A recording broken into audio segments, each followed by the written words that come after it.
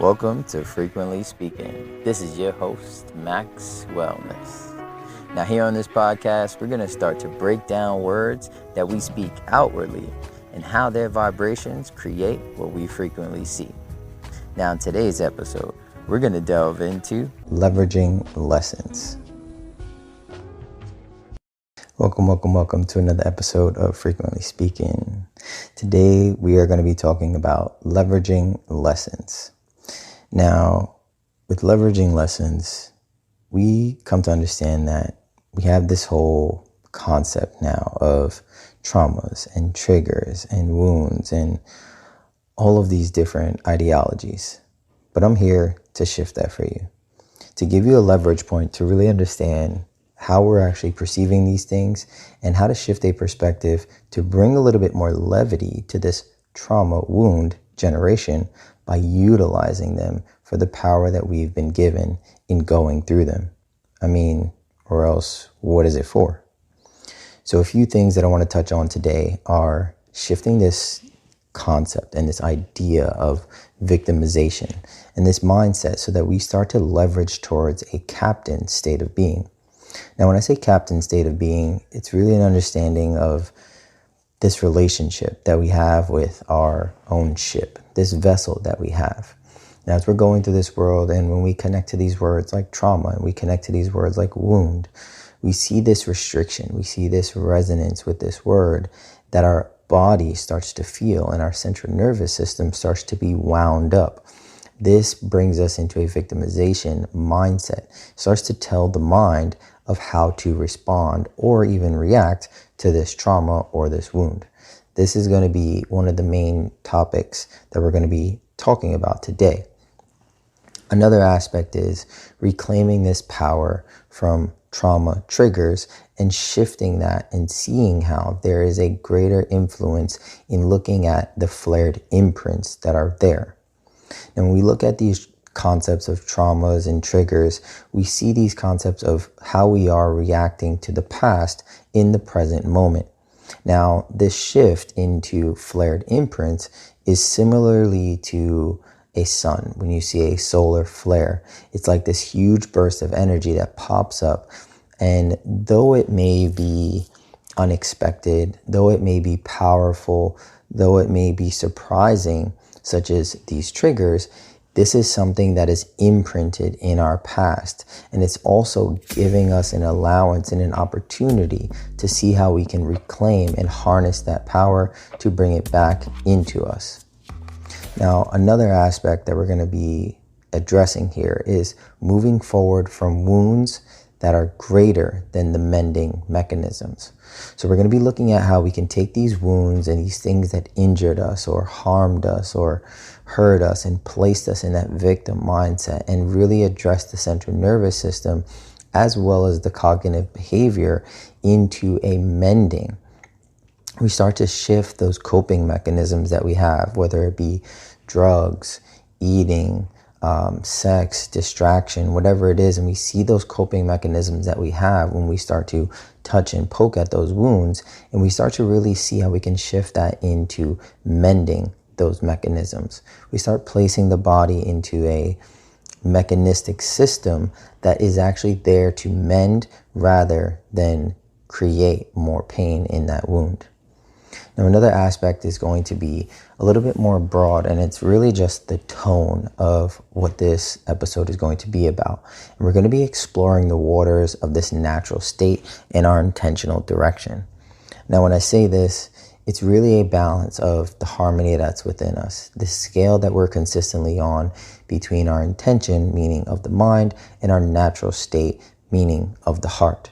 How can we actually find that mind-heart coherence to really explore into the depths of our waters, meaning the emotions that are within, and address these particular flared imprints and start to create these mending mechanisms? Now, a few other things that we're going to really dive into are about how we can utilize our energetic momentum to regulate our central nervous system. Now, when we look at ourselves on a physiological level. We have our central nervous system, and these two languages that it speaks, we're either in a state of parasympathetic, or that rest and digest, or we're in a sympathetic state where we're in that fight or flight or freeze or flock or whatever it may be, that heightened state. And this is where we can start to see how that central nervous system is actually able to be regulated through this energetic momentum.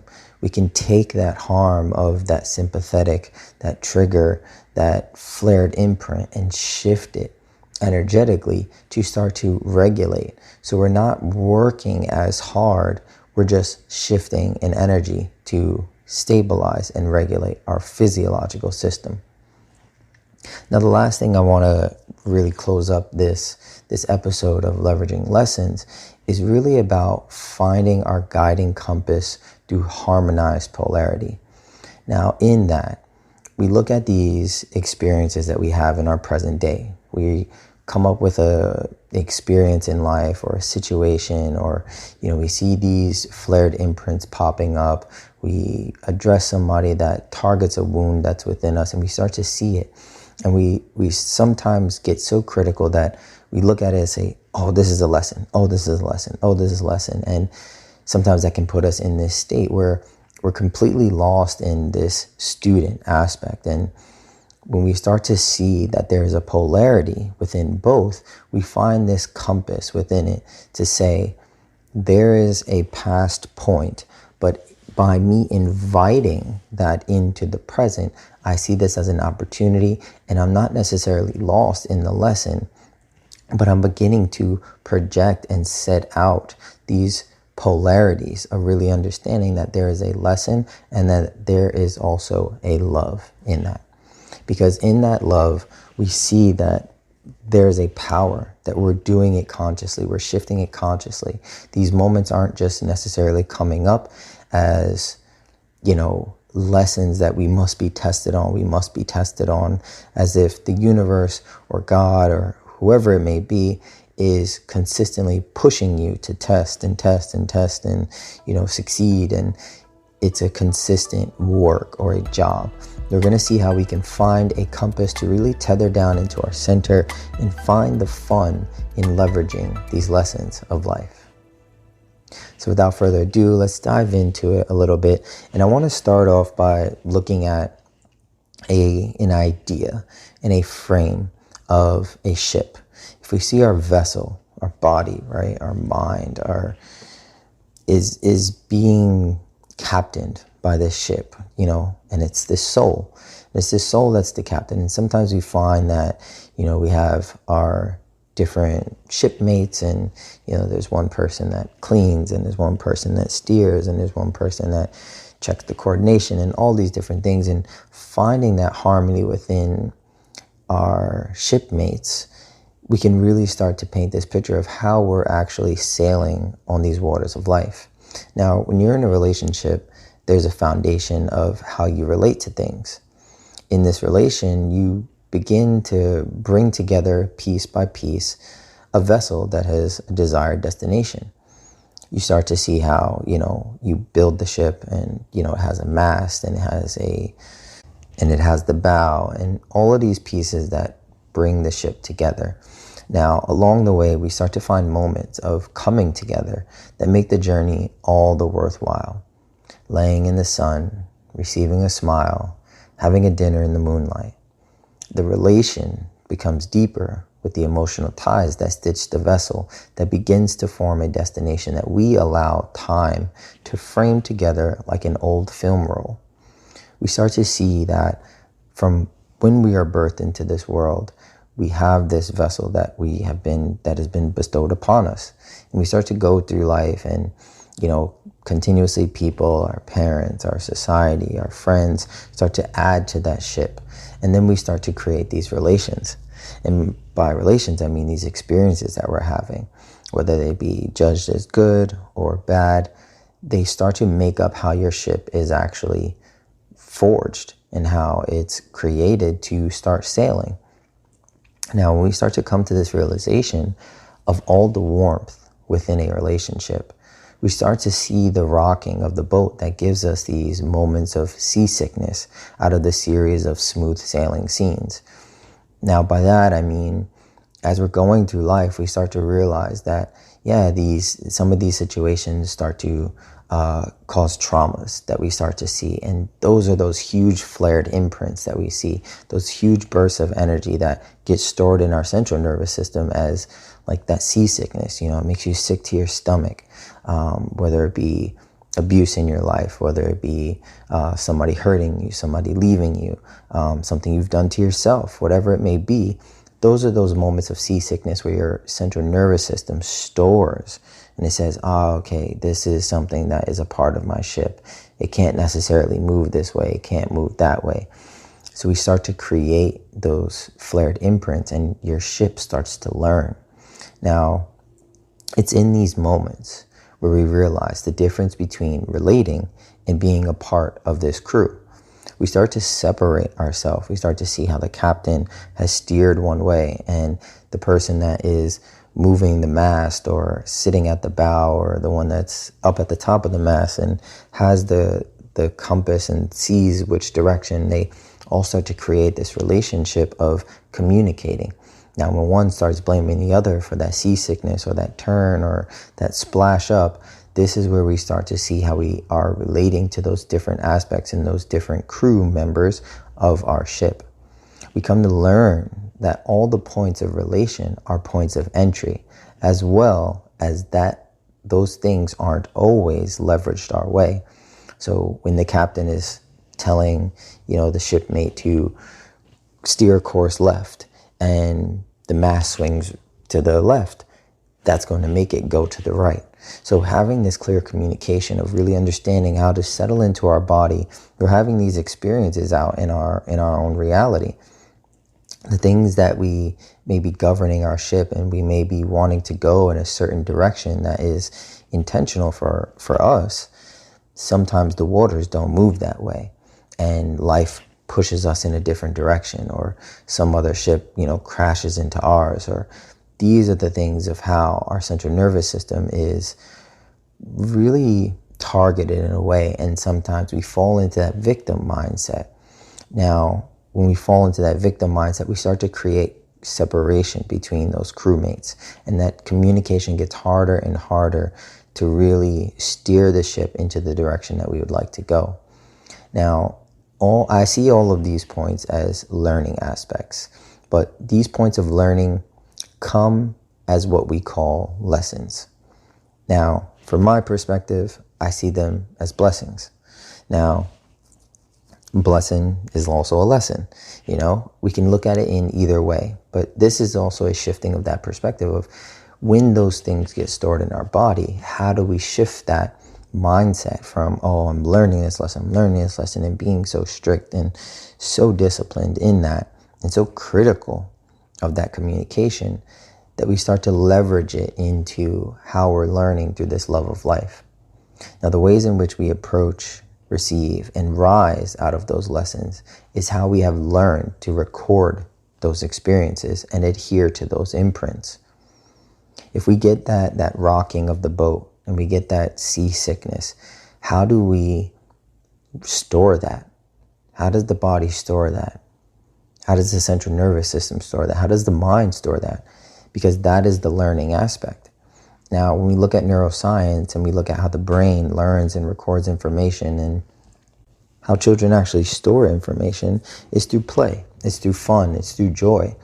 When the mind or the body is in a state of reactivity or that sympathetic state, it does not receive any knowledge. It does not receive any wisdom. So when you're, yelling at a child or when you're being yelled at as a child, you're recording that experience and that flared imprint in that way. So you're not necessarily recording what is actually happening or the lesson. You're just storing it in that sense of, this is seasickness. I'm feeling the emotion. I'm feeling the energy that's present here. But to be able to allow that solar imprint to just burst out and really be released, then we're actually learning and we're leaning into that experience so that we don't adhere to that imprint and we're not, ashamed by it or felt guilty by it or afraid of it.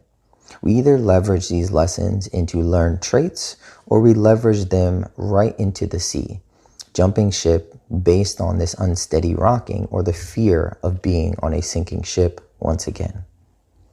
So in those states that cause us to create victimization mindsets, when that flared imprint happens, whether if it's a parent yelling at you, friends alienating you in school, or you harming yourself, or whatever it may be, those are those moments in time, those experiences that our central nervous system sees and records. And rather than saying, okay, this is a lesson here and there's a learned trait and I'm having fun with this and I can embrace it, most of the time we're taught as children to not have that.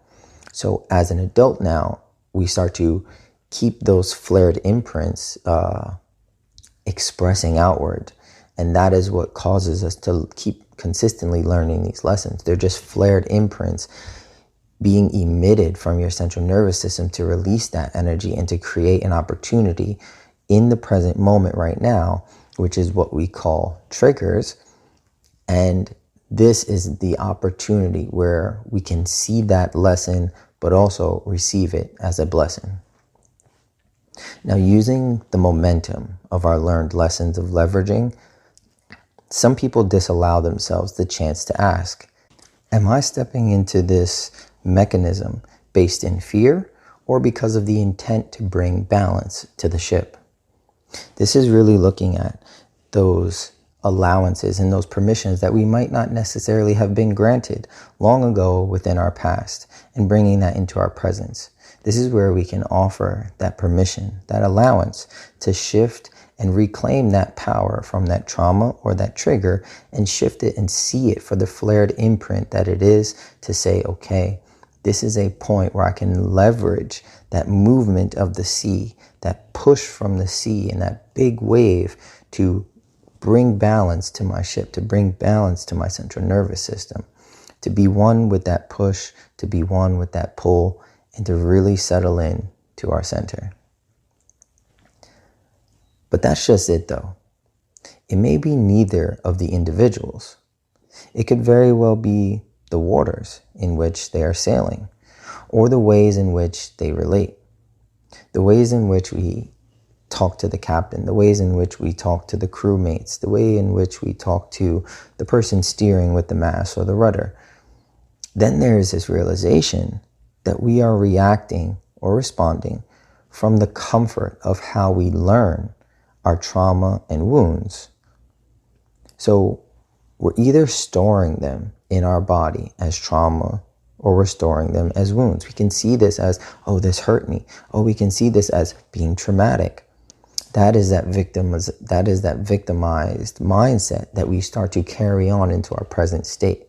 So coming back into the present state now, this is something that we can learn how to shift, and we're going to work through of how we can move from that concept of wounds into mending mechanisms, because that wounded mindset and that victimized mindset shifts us into coping mechanisms. We need to cope, and that's how we learn. We've learned that through comfort, we start to cope. Now, feeling the salt splash up on them, they start to act out this victim role of past experiences to bring them into the present moment. As that big wave comes and hits their ship once again, and that salt splashes up and it gets into their eyes, and then they're like all stressed out, and you're like, oh my God, it burns. That's the aspect of really understanding that when we're sailing on this ship, it comes with sailing. It comes with acceptance. Now, this might sound like a plot to another Johnny Depp movie, but when you're the one in the boat, blaming your wounds, traumas, and limiting labels for your current behavior, we can only hope for an epic soundtrack to introduce the smoky-eyed pirate to help you escape. But this is no movie, and we are done condoning escapism. This is a common scene we play out in relationships in this modern day. When we're looking at our present state of day, We're looking for that savior because we're placed in that victim mindset. We're looking for that hero to come about and have some kooky, weird thing that pops up and says, hey, this is what we're going to do. And yes, the plan may seem like it's all crazy and all these things, but where do we actually take that consciousness to really take responsibility of the life, to shift that reclamation of our power into the mechanisms that begin mending? Now let's get into dissolving the identity through identifying. Identifying is a huge aspect that we see now. And it's really important about how we identify. And if we don't learn how we've been taught to identify things such as trauma or wounds, then we're not really going to see them for what they really are or the power that's latent within them. So first off, let's dissolve some of this negative tone connotations from the terms like trauma and wounds. I like to refer to trauma as flared imprints, as I said. I like this term because much like this solar flare, these instances in our lives that took place were a natural occurrence of a volatile body of energy that was affected in a weakened point in space and time. At some point, when you were in space and in time as a child, as a young adult, or whatever, somewhere in your point in your past, there was this huge occurrence of volatile energy that was in your body that shook you to a core. This imprinted on your central nervous system, and imprinted meaning that it was recorded in your central nervous system as this big body of energy, whether you closed in on yourself or you rejected it or you held it as something, this is hurt or this is pain or betrayal. However that labeling is, that is how your body identified this imprint. Now, this ultimately affected us in a way that, however deep, on whatever level, that was recorded by this intelligent being. This intelligence, being the life-preserving nature that it is, also found a way to survive. By tethering to this imprint down, and it pushed it, whether, you can go into the energetic system, the chakras, whatever it may be, it pushed it to somewhere into your body to compartmentalize it into this time and mind as a wound or this mending mechanism. So as that imprint is there, it started to be wound up in the central nervous system. And this is where we see like blockages of energy, whether that's in your solar plexus, whether that's in your throat chakra, your heart chakra, wherever it may be. This is where that winding comes up, and it starts to be wound so tight, which is so interesting that the word wound is just exactly the same as wound. Now, in that, your body and this intelligent sentient being that's in you saying, okay, well, you're okay, you're safe, we need to also survive. And that survival state is that sympathetic system.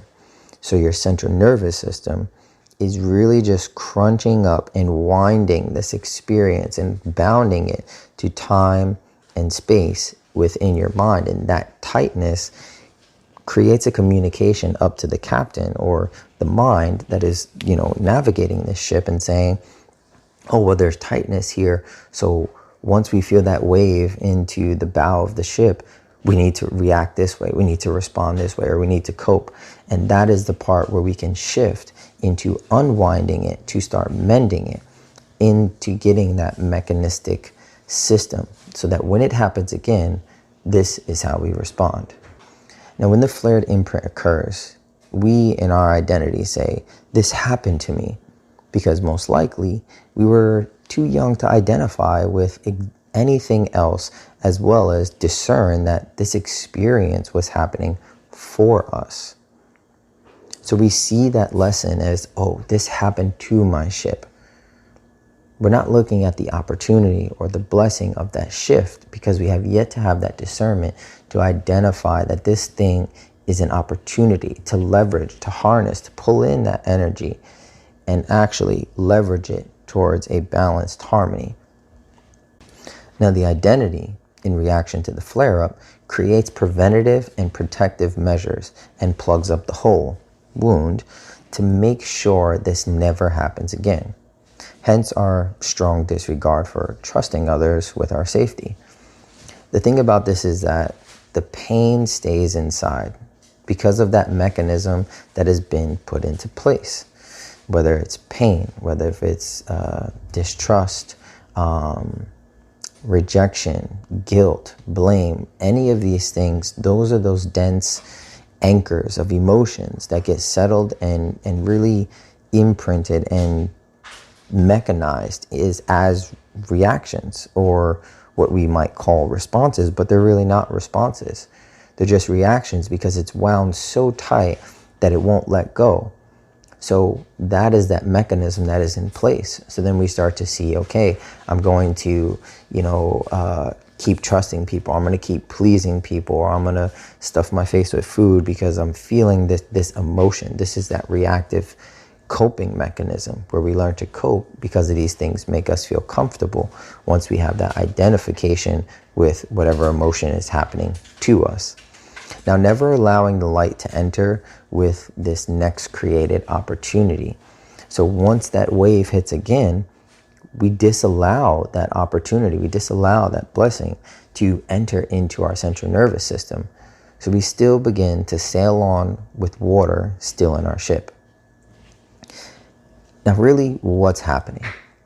A person that adheres to their flared imprints can begin to safeguard them, just as they had to safeguard the experience recording all this time. The reason is that something here in the present is the catalyst for familiarity to the body, since there is such a deep level or relation, and most likely safety. We see this comfortability, we see this familiarity within the body, and that is what it starts to harmonize towards, because that's all it wants. So in seeing that, it starts to create this reason because it wants to shift, but that safeguard is still in that survival aspect. You're still in that sympathetic state and still reacting or responding from that state, trying to create a level of safety. But that safety is really a feeling. It's a deeper set feeling that is inside of you. Now, we wouldn't recreate the familiar emotional effect if we weren't vulnerable and open to the rocking relation. You're not sabotaging yourself in this. When we're seeing this wave happen, we're identifying with the wave. Oh, okay, this wave is pouring into the ship. Oh, it's hurting me. Oh, it's doing this. But to be vulnerable is to open up another port or another channel for that water to actually exit the ship, so that you're not perceived to be sinking. So you're not perceived to be hurting or, being destroyed or being distrusted or being lied to. This is an opportunity for you to continue to be something else, to mend this wound up state that's within you. Now, on the ship, this may look like a person being activated by a catalyst, or what we call now triggered, and then being thrown so far into that recording that they lose the present moment to be able to see the safety in the new experience. So we miss that deeper set feeling of what safety actually truly brings, to remember that there is safety within that central nervous system. So that recording starts to bring in that wound up reaction or that reactive state. So when that central nervous system is shifted, or when it's seeking that safety and it's moving from that sympathetic state, the mind is taken out of that present moment. The captain loses focus. And this starts to disallow them the opportunity to rewrite that flared imprint. When that wave hits, you miss that opportunity to lean in with it and leverage that energy and harness it and shift back into that center. In the realization of this, they later use this position of being in that narrative as leverage to avoid the missed opportunity at a lesson. And by this I mean, when we're in that narrative of the victim mindset, this is just allowing you to know that your central nervous system is still in that survival state. It's still in that sympathetic state. And what we actually do is, when that wave hits, that is the lesson. But rather than going with it and leaning into it and harnessing it, we start to miss that opportunity to lean in, and we lean against it because it's so rigid and so wound up that we see it as a wound. Now, this is natural and common to see someone stuck in this cycle, but the healthy question is to ask, why are they choosing to stay there? It's because that split second of rocking, as the lesson is being presented and stirred, they need a grounding factor in their partner to prevent that salt from stinging and echoing into the present moment, to pull them back into that mechanism. Now, this can look like a partner, this can look like, an experience at work, wherever it may be, wherever this triggering comes up. Because in that communication to those other shipmates, this is where that momentum starts to pull them into that mechanism of finding comfort, of finding safety. And this is that coping. But where do we get the grounding? When we get the grounding, we see it in eating, going to have sex, excessive sex, or drugs, or porn, or whatever it may be, whatever that vice is. That helps the salt and the stinging and the echoing that shifts you out of the present, and it gives you a coping mechanism to come back into the body. When we really necessarily need to find this aspect where we create a mending mechanism. Now, this is very much like a boat at sea in a huge storm. You cut all the engines, you let go of the wheel, and brace for the surrender to the mercy of the nature of the lesson. This can look many ways for different people, and that is where the discernment of partnership comes in. So, in a realistic point of view, when you are a captain of a ship and you're out at sea and there's a huge storm, you don't go into the storm and try to ride the waves and try to control it, because you're just going against the nature. Now, this is really looking at our natural state of trying to control the whole life, trying to control all the emotions. And it's less about that and really letting go. And, they say Jesus, take the wheel. It's really letting go of the engines, turning off all the power, letting go of the steering wheel, and allowing those waves to move you to loosen those wounds and just go with the flow, for lack of a better term. Now, when you no longer just relate to a person over the beautiful moonlit, sandy nights, sun-kissed, half-naked, chai mornings, talks and interlaced limbs beneath a comforter, when you are part of them in this beginning of partnership, that is when you start to see the relativity, the relation that is happening on your own ship. When you connect to those parts and see how those experiences affect your body, you see how that leveraging of all of those experiences that have come up into your life have been those blessings, have been those sun-kissed, half-naked chai morning talks, and those interlaced limbs, with a partner, or those beautiful experiences that pop up when you're a child and you were laughing and playing, and maybe you fell and broke your arm out of a tree, but how beautiful was that tree? How exhilarating was it to feel, to climb that whole tree? That's where we see the blessings in these lessons. Now, landing the lessons. Keeping the idea, speech, and narrative alive of traumas and wounds will disallow us from ever being able to see the lesson and gather the strength to leverage it the next time we see it. We don't really allow ourselves when we have that stuck narrative within our mind. So this is why it's important to shift our words, shift the ways that we speak, and shift the ways that we identify with these experiences that have happened to us. Now, this is where we see the balance between that nature and the intended direction. So just like we said with the ship in the middle of the sea, and you have this storm, right? The storm is pure nature. The storm is traffic. The storm is having a shitty schedule. The storm is your boss having a bad day. The storm is your kid throwing a tantrum. It's all of these things that are natural that you cannot control. And when we try to create an intended direction and just stressing our mind, that is that wound up captain that is experiencing this natural thing that is happening maybe in the solar plexus or the sacral chakra, that has that wound up aspect or that wound that is there. And if we have not yet leaned into that mending mechanism to address it and cut off all the engines and let go of the steering wheel and release the control from that intended direction, then we're set to go against that. And we can't really leverage or harness the strength and that opportunity of that situation. Now, navigating the emotional waters that life can be, we come to learn the lessons through these flared imprints for just that. This always reminds me of that beautiful quote by Rumi: "The wound is where the light enters you." In this, I see the opportunity, not to just observe and point out these flared imprints and see their mechanisms, but to leverage their nature through acceptance, to welcome this light in. That is the part where we allow these lessons to really land.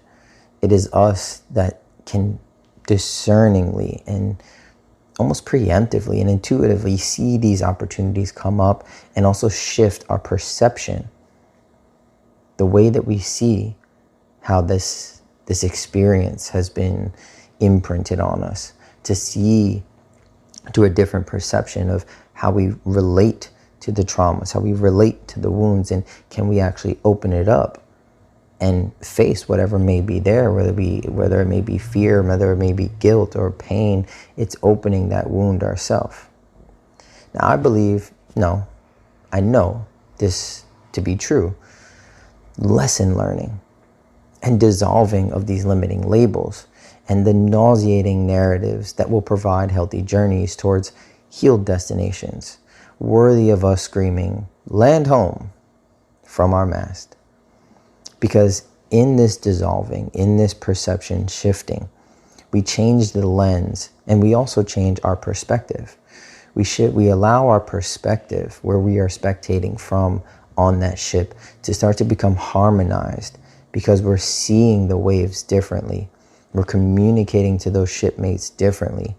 And in that sense, we are creating a more harmonized communication through our body. And through our body, this is what I mean by those shipmates, those different energetic areas.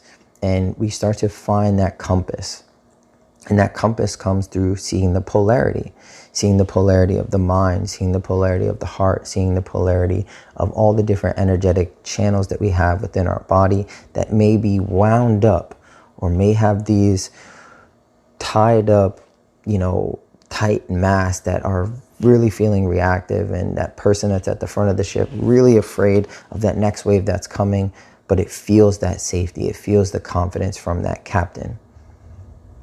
So that when you experience another wave coming against your ship and bursting up towards the side, and all the water comes over and it starts to feel like you're being capsized, there is no reactive state. The fear is present, the emotion pops up, but you see it as the flared imprint. And you know and trust that you have those mending mechanisms.